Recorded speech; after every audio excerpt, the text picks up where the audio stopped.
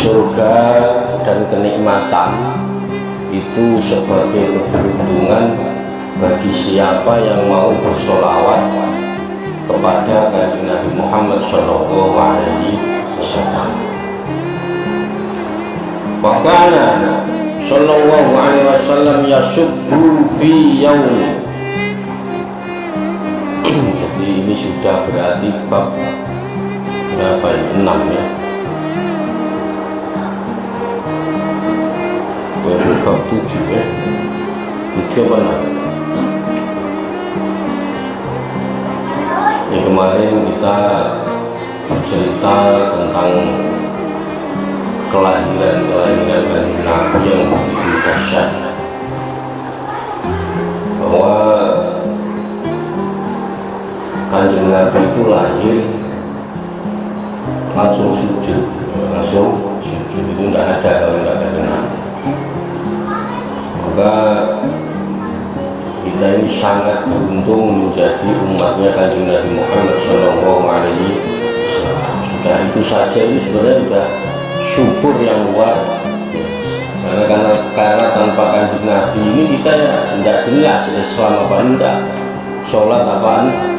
Maka lahirnya Kanjeng Nabi Muhammad itu syukur yang paling besar, itu ya lahirnya Kanjeng Nabi Muhammad Shallallahu Alaihi Wasallam. Wakana lan ono sopo Kanjeng Nabi, wakana ada Kanjeng Nabi itu yasubbu fi yaum. Jadi Kanjeng Nabi Muhammad itu tumbuhnya cepat, yasubbu fi yaumin. Jadi tumbuhnya cepat, pertumbuhannya itu cepat. Dalam sehari itu sama seperti sebulan. Jadi beliau umur sehari itu berarti anak kecil baru umur sebulan. Ya, coba kira-kira ada enggak yang model begitu? Nah, ini kan berarti Allah itu sudah mendesain sedemikian sesempurna mungkin. Jadi wakana Sallallahu Alaihi Wasallam yasubbu fi yaumin syabati sobi bisyahid. Jadi Kanjeng Nabi Muhammad itu pertumbuhannya dalam sehari sama seperti sebulan. Biinayatin rabbaniyah, dengan pertolongan yang bersifat ketuhanan. Itu memang sudah kehendak Allah Subhanahu wa Ta'ala. Ya memang disetting, didesain sedemikian mungkin. Ya, pertumbuhan Kanjeng Nabi sehari sama kayak sebulan, bagi anak-anak yang biasa. Jadi hal-hal yang semacam ini itu apa? Berkat pertolongan Robbaniyah, berkat pertolongan Allah Subhanahu wa Ta'ala. Faqama ala qadamaihi fi salasi wa masya fi khamsin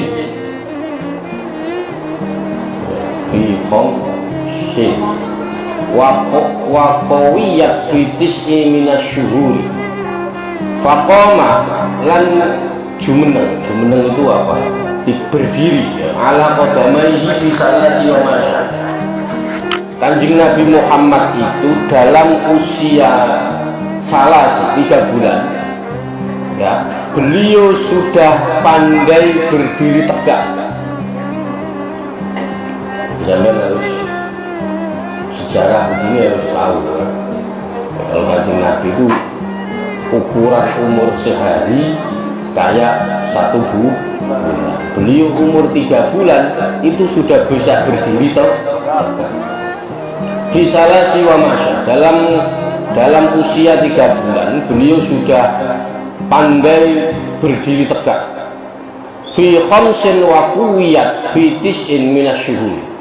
Jadi dalam fi khamsin, dalam usia 5 bulan, wa quwiyat, dalam usia 5 bulan beliau sudah berjalan sendiri.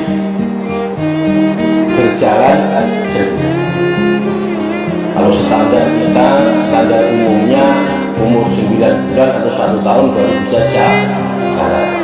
Kanjeng Nabi Muhammad umur 5 bulan sudah bisa jalan.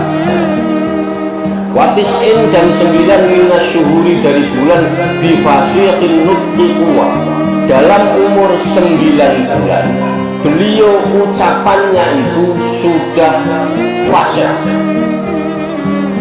Jadi ngomong R ya R ya R, ngomong A ya A, ngomong C ya C. Jadi alif sampai ya itu fasih. Itu dalam usia 9 bulan. Kalau kita itu kadang anak 1 tahun 2 tahun itu ngomong R pasti L ya. Jadi kakak jadi tata. Jadi itu sudah ibadah sudah 9 bulan sampai 1 tahun. Tadi Nabi Muhammad umur 9 bulan ucapannya sudah fasih.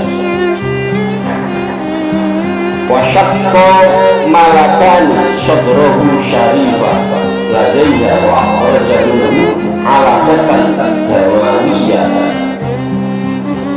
Wasyaqqa lan syaqqa itu membedah. Kalau pada sekarang yang mau dioperasi ya malakani siapa 2 malaikat sadrahu ing dodone Kanjeng Nabi asyarif yang mulia. Jadi pada suatu ketika beliau didatangi 2 malaikat. Yang 2 malaikat itu tujuannya adalah membelah dadanya atau mengoperasi dadanya. Ladaiha wa akhrajaha minhu alaqatan damawiyah. Jadi membelah dada beliau untuk membuang darah-darah hitam. Alaqah itu ya segumpal darah ya, damawiyatan yang sebangsa darah sama bangsa darah hitam. Jadi alaqah itu segumpal, damawiyatan itu darah hitam tadi. Jadi pada suatu hari Kanjeng Nabi Muhammad didatangi 2 malaikat untuk dibedah hatinya, dadanya dibedah, dicuci. Ada yang bertanya begini, Gus, berarti seandainya Kanjeng Nabi itu tidak dibedah dadanya berarti sama kayak kita, hatinya sama? Ya enggak. Nah, jadi ini hanya sebuah kisah saja bahwa Kanjeng Nabi Muhammad dibedah itu bukan tujuan untuk membersihkan saja, karena apa? Kanjeng Nabi itu sebenarnya sudah bersih. Ini hanya ngasih ibrah, contoh bahwa kita sebagai umatnya itu hati bersih itu penting. Kita sebagai umatnya Kanjeng Nabi itu hati yang bersih itu penting. Seandainya Kanjeng Nabi nggak dibelah dadanya, Kanjeng Nabi pasti sudah akhlakul karimah, sudah uswatun hasanah sudah. Kalau saya sering katakan sekarang itu banyak orang memberi contoh, tapi sedikit yang dijadikan contoh. Banyak orang ngasih contoh, tapi nggak gitu. Kalau Kanjeng Nabi itu yang ngasih contoh, yang dibuat contoh. Wasyaqqa malakani sadrahu syarifan ladaiha wa akhraja minha alaqatan damawiyah.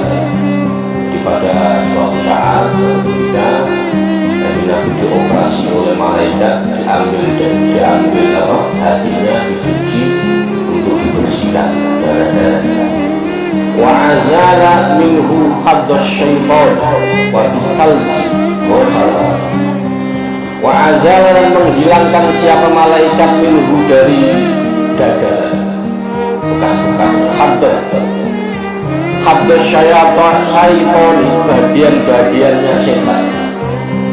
Wa bisalji, jadi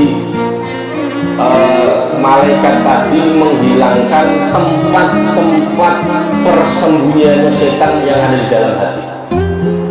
Nah, yang ada di dalam posisinya tempat setan bersemayam itu di hati, yang bagian mana dekatnya